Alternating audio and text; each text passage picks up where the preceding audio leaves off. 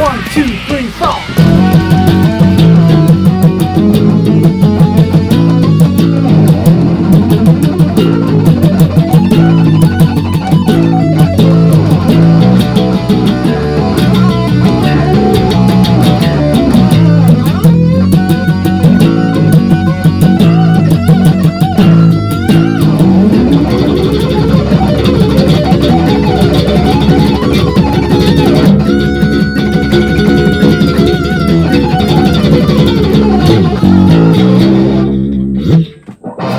That sounded good, man. That sounded cool. good. What's up, everybody? This is Mike LePond, and welcome to another edition of Mike LePond's Storyteller. I don't know what we're up to right now, but it's like a million.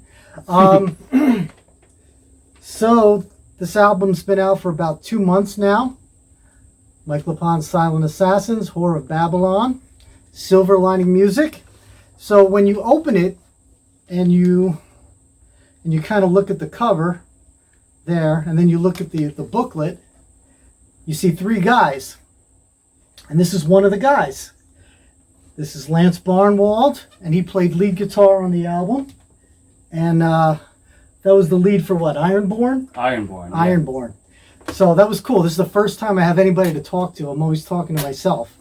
So, well, Lance has been on the last 2 solo albums, and it's great to have him here. So let's start out by talking about like the lead to Ironborn. Yeah. So I heard a lot of different kind of things going on there.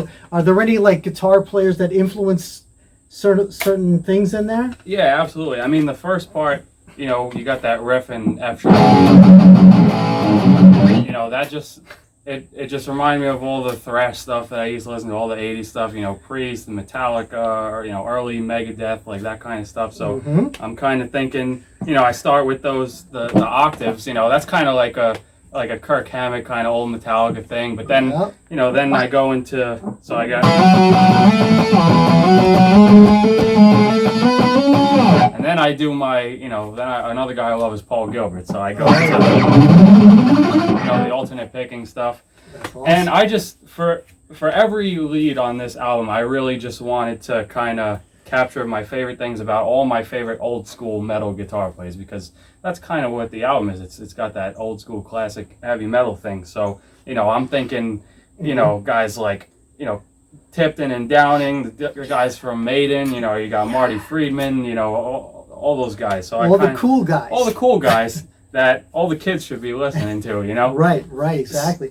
No, that's awesome, dude. And that's perfect for this kind of music because it's definitely old school. Yeah. Now, I notice about your style in general. Yeah.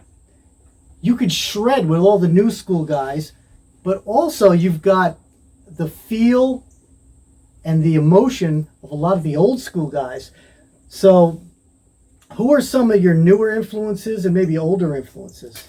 Yeah, so I mean, the stuff I grew up on, some of the first guys that I tried to emulate on the guitar were like, Jimmy Page was like my hero growing up. So Led Zeppelin, I get a lot of the blues licks from guys like him. You got, of course, like Eddie Van Halen. That's like the guy that when you hear it for the first time, it's like you hear like blown away. Yeah, it's like alien sounds. I couldn't even imagine. Even Eruption. Everyone has the same story. You hear that tapping part. If you don't know what it is, you think you're listening to like people shooting lasers at each other or something. It's insane. Like robots. Yeah, robots or something. So you got all those classic guys. Then I got into, obviously Metallica. That's how I started getting like into the riffs and stuff. But I do have a lot of super like old school influence from, like I said, guys like Jimmy Page and even, I love a lot of classic rock bands like Bad Company and like, that kind. Obviously Tony Iommi. I mean, that guy's just got, every blues lick under the sun. Like Angus Young, like one of the greatest guitar. I do so many Angus Young, there's that part in the solo with, I do that kind of Chuck Berry Angus. That's great, man. That's all Angus Young kind of stuff. And then some of the other stuff, actually, one of my great longtime musical friends, Ross the Boss, big influence on me on the guitar. He's got a lot of those Chuck Berry. That's like, old school Man-O-War. So yeah, I have a lot of old school influence. As far as newer guys, I mean, I do think that at a certain point in the 80s, you know, when you had guys like Yngwie and Paul Gilbert, that, I mean, you can't really get much technically better than that. I don't even think it progressed like too much further than that after the 80s. But yeah, so guys like that, as far as real new guys, I mean, obviously I'm a big Symphony X fan. You know, Romeo, great guitar player. I got a lot of ideas from him. There's, just to give a shout out to some new guys that I think are really great. There's a kid named Nick Johnston who is unreal, and maybe like Rick Graham, like those guys are off the charts. But most of my stuff, you know, I do I call my guitar playing smoke and mirrors playing. You know, like a lot of it, even the fast stuff, it's not that crazy fast. You know, once you get it down, I just try to play things that are melodic and kind of work for the song. So, you know, I don't really do any solos where the entire thing is alternate picking or anything like that, you know what I mean? So it's just got to fit the song. That's really what matters. So you want to do that, you got to listen to the old guys. Brian May, you know, all the guys from they just wrote perfect guitar solos. Just Neil Schon from Journey, forget it. He's incapable of playing bad notes. He don't make mistakes. He doesn't make any mistakes. I don't understand how he does it. Every bend, he could be over here, and then when he bends to that note, he just slides up here, and it's perfect pitch. That's what you want. You want to have good pitch on those vibratos, and the old school guys are the best for that. And then you know the shred stuff, all the guys, you know, Yngwie, Paul Gilbert, you know, Sean Lane. Oh, forget it. He's not even. He wasn't even a human being. That guy. But I'm trying to think. How did we meet? Oh boy. I mean. Oh, I remember. It was at the Dublin pub in I think it's New Hyde Park or something over there, Long Island. And I was playing with a band at the time, like a cover band, and you know, Mike was in the audience, and we were doing we did Heaven and Hell, and of course, you know, we all know Mike's a big Sabbath fan, so I noticed that he was watching, and I was like, oh, cool. And then I just ended up running into him so many times at all the local shows that eventually I was like, all right, you know, I got to jam with this guy somehow, because obviously I knew him from Symphony X, you know, one of the best bass players in the world right here, if you ask me. So. And then we hooked up we kind of met through Ross the Boss too, right? Yeah, Ross. Well, that was the thing. We wanted to do a show. We wanted to do some old school Manowar stuff with, you know, my good friend Mike Katoya singing, and you know, I heard that Mike was a big Manowar fan, and it just so happens that he knows how to play like every classic heavy metal song on the face of the earth. So, you know, he knew all the Manowar stuff. We jammed. It was great. And then, you know, ever since then he asked me to play on his on the second Silent Assassins album, and you know, we've kind of just been doing things musically together for a few years now. He played on a Fate Breaks Dawn song, which is my band, you know, so we'll be playing together. Fates Break Dawn was an awesome band. Unfortunately we you know, we're not really doing anything right now. People kind of moved away. Yeah, you know, everyone, you know, kind of moved to different parts of the world, which is cool, you know. Hopefully we could do something again someday, but, you know, for now, I'm going to be playing Silent Assassin licks. Now, another interesting thing about Lance is he's also a drummer. So, I mean, I've tried to play guitar. I can't play it.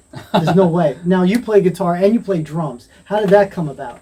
Okay, so my dad actually wanted to start playing drums at the young age of like 50 or something like that. So he brought a drum set, and he actually started to get pretty good. He was playing, but like, you know, I'm thinking to myself, hey, I got drums in the house now, you know. Now I'm just gonna go down and play, and you know, I kind of just, I mean, it's the same thing with drums. Like as far as being a rock guitarist, rock drummer, I mean, I just started off with the basic, you know, one of the best songs is Dirty Deeds from AC/DC, right? You just got, you know, just simple stuff like that. And once you get your foundation, you know, everything else kind of just happens after that, you know. So you got to start off with the basics. And I kind of just naturally did that because of my taste in music. I kind of just liked all the old school stuff, and you just, you know, you pick up from there. But you got to be obsessive about it too, you know. Like, there were certain things that when I would listen to it, that I loved the music so much, where I'm like, I am not gonna sleep until I can play this song, you know? Right. So it was that kind of thing, but it comes in handy. Yeah. Because when you play drums, really helps with writing guitar parts. That's Because awesome. I like to play very rhythmically, you know. Some things don't have to be perfectly timed, but I definitely like the syncopated sound. Even the leads, I like them to be percussive, you know. So it helps. Yeah, well, yeah, I mean, that's awesome. And you played drums on the Ross the Boss record, one of the records. Yeah, by Bloodsong. By Bloodsong. Yeah, that so that was great. that was a fun. Yeah, we time. worked together on that too. Yeah. Yeah, so I mean, other than that, I mean, I'm sure you'll see Lance and me working together again. Absolutely. And it was great to finally actually have a guest, you know. We got to get Alan over here. I know. Next we got to get Alan over here, and maybe we could do some more stuff. Yeah. But all right, I guess that's cool for now. Dude, thanks for coming over. Yeah, thanks for jamming. Absolutely. And other than that, if you haven't bought the Silent Assassins record yet, please check it out, and you'll hear Lance, you'll hear me, and that's all for now. Bye.